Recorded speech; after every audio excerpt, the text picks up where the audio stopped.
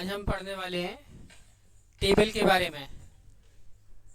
Table सबसे बेहतर तरीका होता है किसी भी डेटा को ऑर्गेनाइज करने का, यानी सिस्टमेटिक मैनर में रखने का सबसे बेहतर तरीका होता है टेबल। आज हम यहाँ पर टेबल बनाना सीखेंगे कि किस तरीके से हम HTML की मदद से अपने वेब पेज पर टेबल बना पाते हैं या टेबल बना सकते हैं। तो यहाँ हमने सबसे पहले नोटपैड की फाइल ओपन की हुई है और यहाँ पर हमने बेसिक स्ट्रक्चर बना रखा है। अपने किसी भी वेब पेज को बनाने का ये बेसिक स्ट्रक्चर होता है, यही हमने बना रखा है।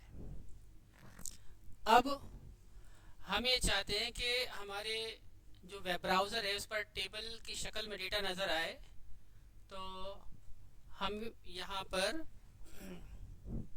एक टैग होता है एलिमेंट जिसका नाम है टेबल। ठीक है, इसी को हम यहाँ पर रख लेते हैं। ठीक है, इसके बाद इसका ओपन होगा तो इसका क्लोज भी होगा, सीधी सी बात है। हमने इसको यहाँ पर क्लोज कर लिया। ठीक है, अब इसके अंदर यहाँ पर सबसे पहले हम बनाएंगे टेबल रो। टेबल रो बनाने के लिए हम लिखेंगे टीआर। टीआर का मतलब होता है टेबल रो। ठीक है, इसके बाद यहाँ पर लिखेंगे हम टीडी। टीडी मतलब टेबल डेटा, और इसके ऊपर मैं एक चीज़ और मेंशन कर देता हूँ, टीएच। टीएच मतलब टेबल हेडर, जिसके लिए मैं लिखूंगा टीएच। ठीक है, अब यहाँ पर हमने क्या किया है, टेबल डेटा लिया है, टेबल हेडर लिया है और टेबल रो लिया हुआ है। ये तीन चीज़ें ली हुई हैं। ठीक है, अब इसका किस तरीके से हम इस्तेमाल करेंगे देखते हैं यहाँ पर। तो सबसे पहले मैंने यहाँ पर टेबल रो ओपन किया हुआ है और टीएच के अंदर मैं यहाँ पर करता हूँ, एक मिनट, मैं टेबल डेटा का इस्तेमाल बाद में करूँगा। ठीक है, पहले मैं टेबल हेडर बनाता हूँ। इसके अंदर जैसे कि मैंने ले लिया सीरियल नंबर,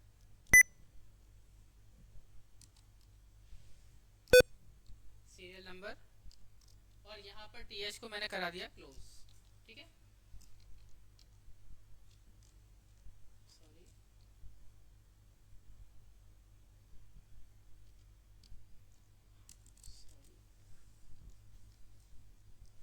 एंगुलर ब्रैकेट। इसके बाद इसको हटाते हैं यहाँ से, और ये हमने यहाँ पर टीएच को कर दिया यहाँ पर क्लोज। ठीक है, इस तरीके से। अब मैंने एक और बना लिया टीएच, और यहाँ दे दिया मैंने नेम।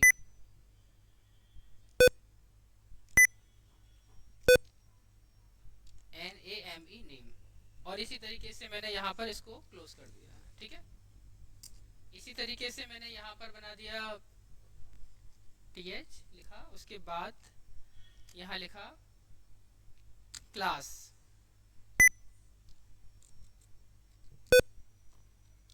ठीक है, और इसको भी मैंने यहाँ पर क्लोज कर दिया।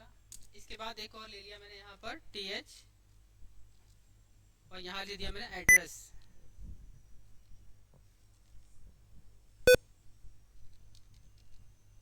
ठीक है, और यहाँ पर मैंने इसको कर दिया है क्लोज। ठीक है, अब हम अपने वेब पेज पर देखते हैं कि क्या असर होता है। तो सबसे पहले हम फाइल को करेंगे सेव, जो कि टेबल नाम से ऑलरेडी हमने सेव की हुई है। ठीक है, और हम देखते हैं फाइल हमारी कहाँ पर है, डेस्कटॉप पर, जिसका नाम है टेबल। हम इसको राइट क्लिक करने के बाद ओपन करेंगे अपने क्रोम ब्राउज़र पर। देखेंगे यहाँ पर सीरियल नंबर, नेम, क्लास और एड्रेस यहाँ नज़र आ रहा है, लेकिन यहाँ पर कुछ भी ऐसा नहीं मालूम हो रहा कि ये टेबल के रूप में है। मतलब इसका जो इंटरफेस है टेबल जैसा नहीं लग रहा है।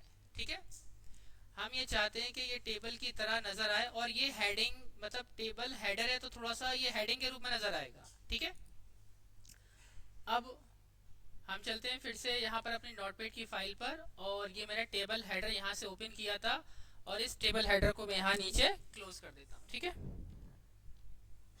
टीआर से, यानी एक रो हमारी कंप्लीट हो गई है।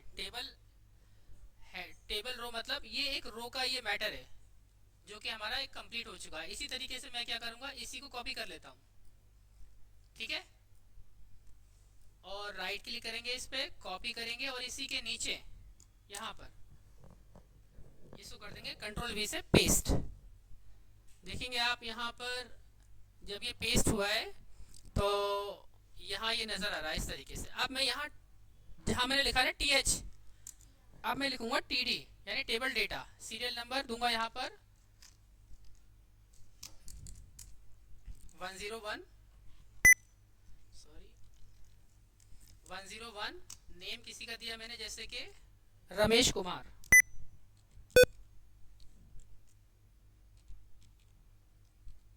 रमेश कुमार। क्लास दिया मैंने यहाँ पर बीएससी, ठीक है। एड्रेस दिया मैंने अलीगढ़, ठीक है। अब फाइल को हम कराते हैं सेव, देखते हैं क्या असर होता है इस पर। हमने सेव करा है, इसके बाद हम अपने ब्राउजर पर मैं इसको रिफ्रेश करा कर देखता हूँ क्या असर होता है इस पर। देखेंगे यहाँ पर serial number, name, class, address और यहाँ पर नीचे की तरफ यहाँ सीरियल नंबर शो भी हो रहा है। लेकिन ये हेडर में क्यों आ रहा है? इसके लिए हमने गलती कर दी, जहाँ पर हमने TH लिखना था वहाँ TD नहीं लिखा है, ठीक है। वो कॉपी पेस्ट किया था ना, तो वो डेटा वैसा का वैसा ही आ गया, हमने चेंज करना भूल गए। तो यहाँ हम ऐसे चेंज कर देंगे सभी जगहों पर TD, और ऐसे ही हम यहाँ भी करेंगे TD TD और ऊपर भी TD और इसके ऊपर भी। अब फाइल को कराते हैं सेव और देखते हैं अपने ब्राउजर पर क्या असर होता है। देखेंगे यहाँ पर ये मैंने TH क्यों लिया था, अब आपको समझ में आ गया होगा कि ये एक हेडिंग के रूप में नजर आ रहा है, कंटेंट जो भी है हमारा, और ये नॉर्मल टेक्स्ट के रूप में नजर आ रहा है, इसलिए ये होगा टेबल डेटा और ये होगा टेबल हेडर, ठीक है। मगर ये टेबल के रूप में अभी भी नजर नहीं आ रहा है, इसके लिए हमें टेबल प्रॉपर्टी का इस्तेमाल करना पड़ेगा। हम चलते हैं हम अपने नोटपैड की फाइल पर, और यहाँ पर जहाँ लिखा है ना टेबल, मैं यही क्लिक करूंगा और यहाँ लिखूंगा, इसकी एक प्रॉपर्टी होती है बॉर्डर, और बॉर्डर की वैल्यू मैंने दे दी सपोज 2, और फाइल को कराएंगे सेव, और सेव करने के बाद रिफ्रेश करेंगे हम अपने ब्राउजर को। देखेंगे यहाँ पर आपको अब एकदम प्रॉपर नजर आ रहा होगा, सारा डेटा, सारा कंटेंट हमारा टेबल के रूप में। इस तरीके से हम HTML की मदद से टेबल बना सकते हैं।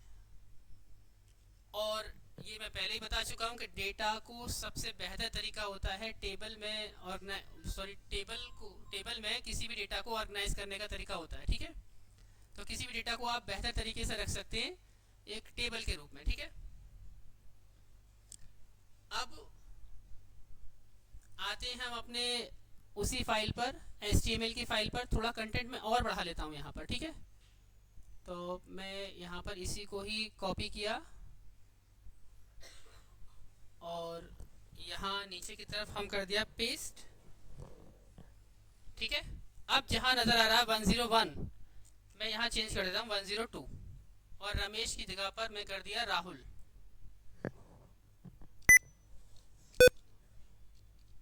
ठीक है। और BSc की जगह कर दिया मैंने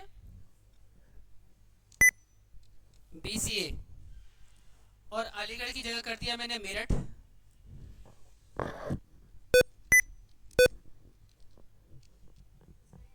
सॉरी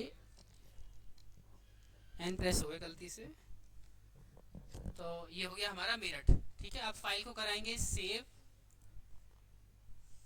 और देखेंगे अपने ब्राउजर पर क्या असर होता है इसका। देखेंगे यहाँ पर अब आप अपनी मर्जी से जितने रो और कॉलम बढ़ाना चाहें आप बना सकते हैं और डेटा को उसी तरीके से रख सकते हैं, ठीक है। अब आगे की तरफ बात करेंगे। अब हम सीखेंगे यहाँ पर कि हम किस तरीके से HTML में, सॉरी टेबल में यहाँ पर कलर लगा सकते हैं, बैकग्राउंड कलर, ठीक है। तो यहाँ देखेंगे हम, चलते हैं अपने नोटपैड की फाइल पर और इसकी एक प्रॉपर्टी और होती है, यहाँ पर हमने अभी बॉर्डर लगाया है। अब हम नेक्स्ट प्रॉपर्टी का इस्तेमाल करेंगे जिसका नाम है background colour. BACKGROUND।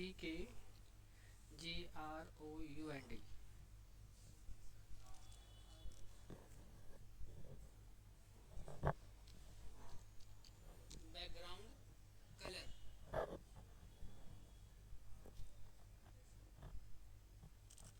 Sorry BG colour होता है, ठीक है, तो बीजी कलर लिखेंगे। बीजी कलर इक्वल टू, मैंने दे दिया यहाँ पर सपोज रेड, ठीक है, तो इसको कराएंगे हम क्लोज। अब फाइल को कराएंगे हम सेव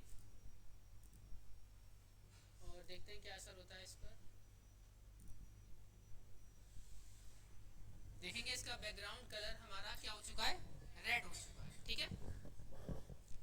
इसी तरीके से यहाँ पर हम चाहते हैं बॉर्डर कलर चेंज करना है। इसका जो बॉर्डर कलर है अभी बाय डिफॉल्ट ब्लैक आ रहा था, हम यहाँ चेंज करना चाहते हैं। तो हम आएंगे अपनी नोटपैड की फाइल पर और यहाँ एक प्रॉपर्टी और यूज करेंगे जिसका नाम है border colour, BORDER, border colour, ठीक है। और बॉर्डर कलर के अंदर मैं यहाँ पर दे दिया वैल्यू ब्लू, ठीक है।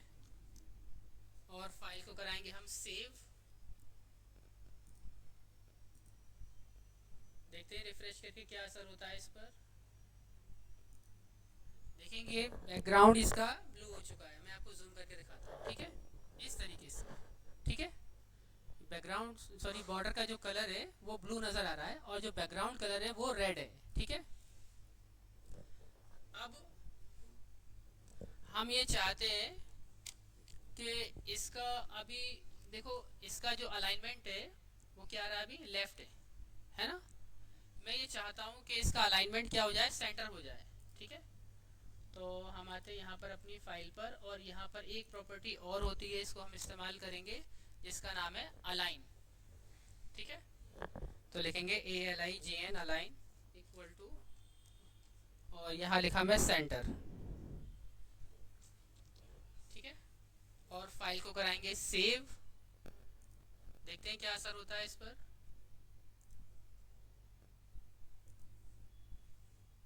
टेबल ही सेंटर में हो गया है लेकिन टेबल का कंटेंट सेंटर में नहीं जा रहा, कुछ गलती हो गई शायद। टेबल के अंदर ही लगाया हुआ है मैंने।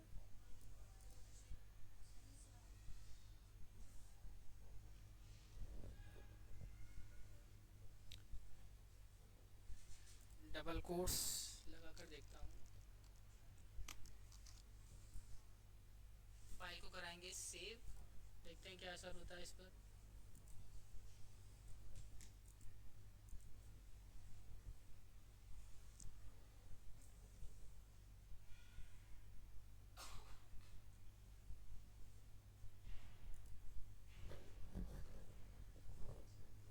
CENTER, सेंटर, स्पेलिंग भी ठीक है।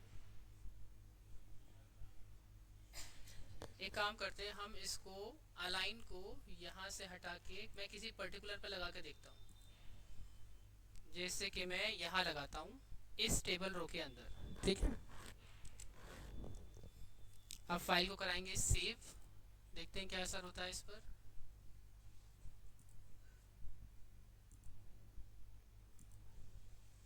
अलाइनमेंट इसका अभी काम नहीं कर रहा है, इसके बारे में बाद में बात करेंगे। हम और चीज़ों को देखते हैं।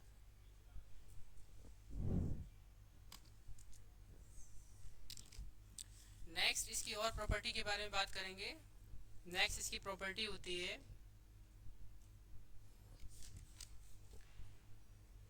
जैसे मैं ये चाहता हूँ इसकी हाइट विड्थ को सेट करना, तो यहाँ पर हाइट विड्थ लगा कर देखते हैं। HAIGHT हाइट इक्वल टू और यहाँ पर आप कोई भी वैल्यू दे देते हैं, सपोज मैं देता हूँ 50। कंट्रोल एस से हमें सेव कराया, देखते हैं क्या असर होता है इस पर। शायद जूम हो रहा है, इतना रहने देते हैं, ठीक है।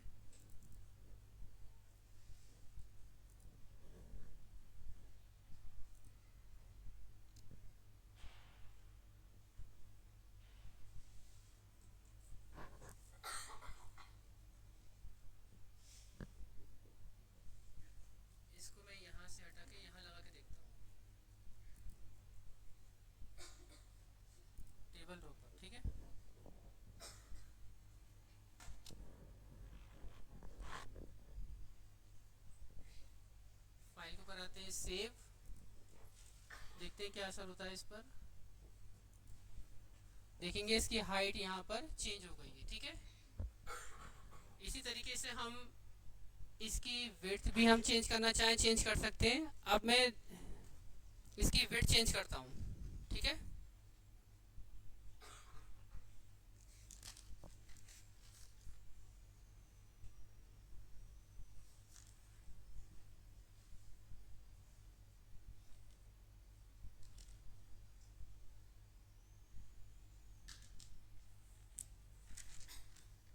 इसके लिए हम आते हैं यहाँ पर,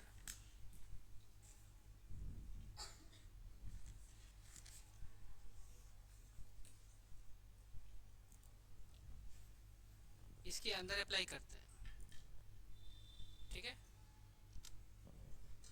WIDTH विड्थ इक्वल टू, यहाँ में दिया 50।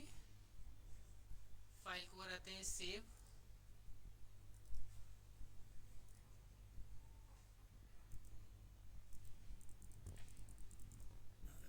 कोई असर नहीं हुआ इस पर।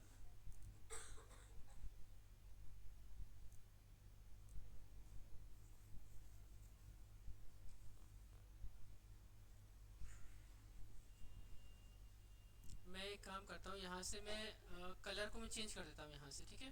बैकग्राउंड कलर को मैं यहाँ से हटा देता हूँ, ठीक है। अब मुझे मान लीजिए किसी पर्टिकुलर सेल पर कलर चेंज करना है, ठीक है। तो मैं यहाँ पर क्या करूँगा, जैसे मान लीजिए मैं यहाँ लगाना है ये चीज़, सॉरी मैंने शायद इसको कॉपी नहीं किया, यहाँ लिखना ही पड़ेगा। तो यहाँ लिखा मैं BG colour equal to pink,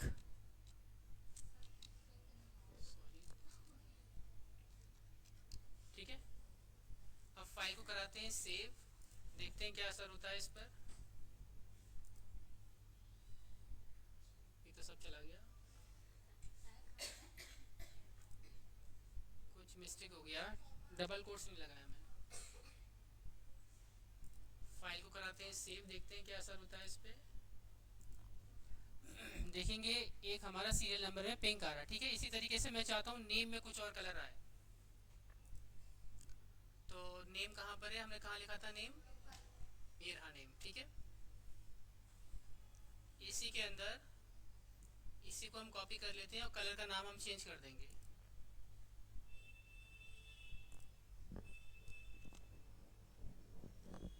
control V से हमने पेस्ट कर लिया है। कलर का नाम मैंने ले दिया ऑरेंज, ठीक है। फाइल को कराते हैं सेव, देखते हैं क्या असर होता है इस पर। देखेंगे यहाँ पर ऑरेंज कलर हो गया। इसी तरीके से क्लास और एड्रेस में हम चेंज करेंगे।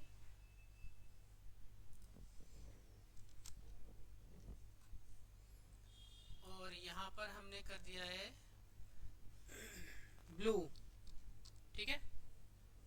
फाइल को कराते हैं सेव, देखते हैं क्या असर होता है इस पर। देखेंगे ब्लू हो चुका है, ठीक है। इसी तरीके से हम एड्रेस पर कराएंगे और यहाँ भी हम इसको ऐसे ही पेस्ट कर देंगे।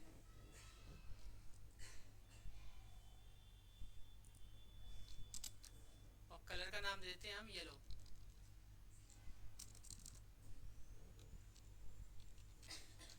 ठीक है। फाइल को कराएंगे हम सेव,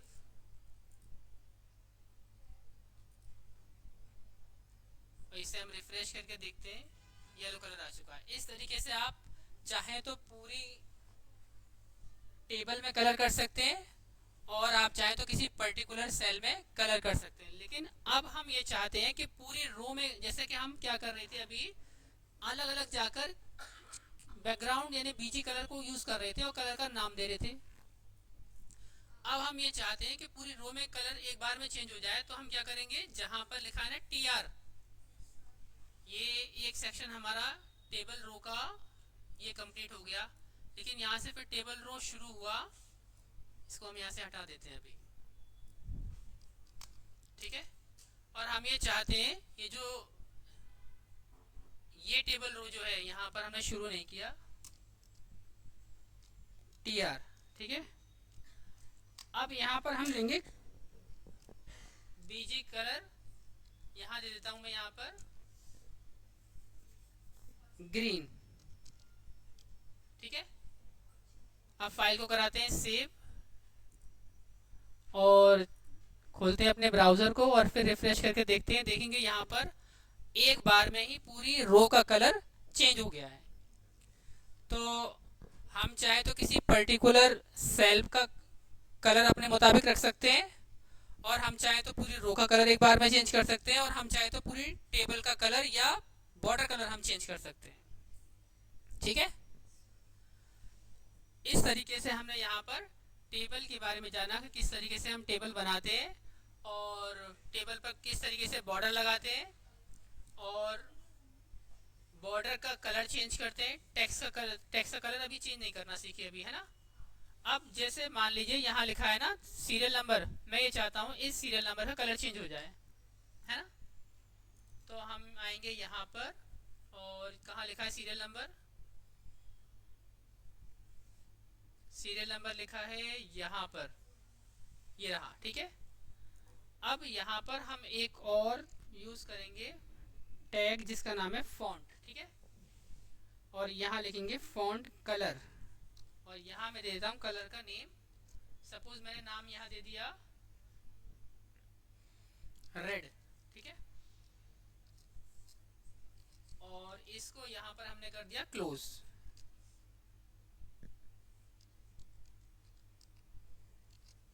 अब फाइल को सेव करा के देखते हैं क्या असर होता है इस पर।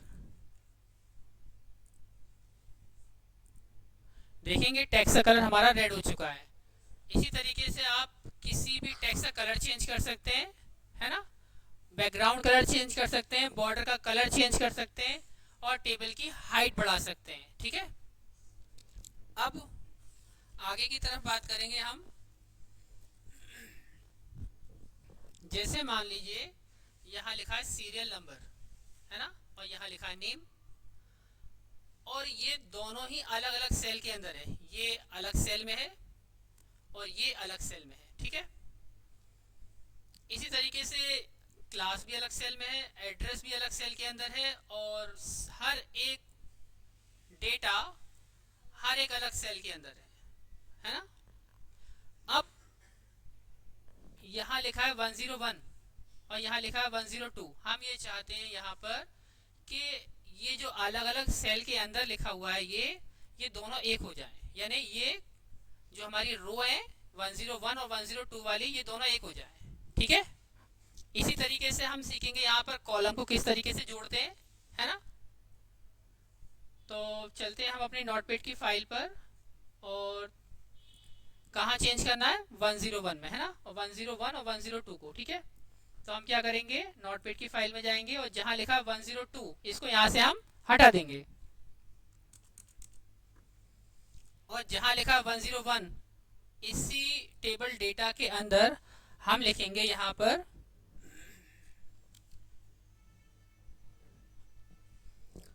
रो स्पैन,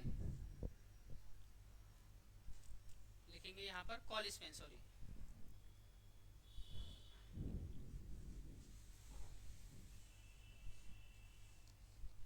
कॉल स्पैन, ठीक है, इक्वल टू 2, और डेटा क्या चाहते हैं हम, यही 101 ही रिप्रेजेंट हो, ठीक है। फाइल को कराते हैं हम सेव और देखते हैं यहाँ पर क्या असर होता है इसको। सॉरी कुछ गलती हो गई, सॉरी यहाँ पर ये रो ऐड हो गया, मुझे कॉल लिखना, सॉरी यहाँ पर मुझे रोल ऐड करना चाहिए था, ये गलती से डबल हो गया है, ठीक है। तो यहाँ लिखेंगे हम रो, ROW, ठीक है, और फाइल को कराएंगे हम सेव, देखते हैं क्या असर होता है इस पर। अब ठीक है, ठीक है। तो इस एक वैल्यू ने इन दोनों का जो अलग अलग सेल में आ रही थी, अब ये एक हो गया है और एक ही डेटा यहाँ पर रखा हुआ है, ठीक है। इसी तरीके से हम ये चाहते हैं, मान लीजिए ये नेम और क्लास ये एक हो जाए, ये अलग अलग ना हो, ठीक है। तो हम चलते हैं अपनी नोटपैड की फाइल पर, नेम और क्लास। तो नेम हमारा ये रहा और क्लास ये रहा, ठीक है। अब यहाँ पर इस जगह पर हम क्या करेंगे, कॉल स्पेन,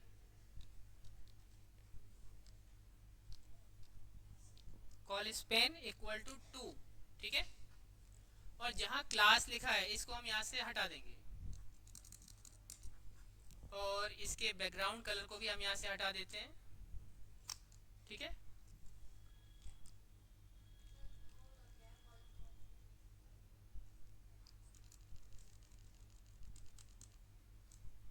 ठीक है, और यहाँ पर कॉल स्पेन है ये, ठीक है। अब फाइल को कराते हैं सेव, देखते हैं क्या असर होता है इस पर। देखेंगे यहाँ पर ये जिस तरीके से यहाँ ये रो के लिए बना रहा था, इसी तरीके से कॉलम के लिए इसने 2 सेल को एक बना दिया है, ठीक है। तो इस तरीके से हम किसी भी रो या कॉलम को ऐड करना चाहें, उनके सेल को, तो ऐड कर सकते हैं, ठीक है। आई होप ये बात आपको समझ में आई होगी।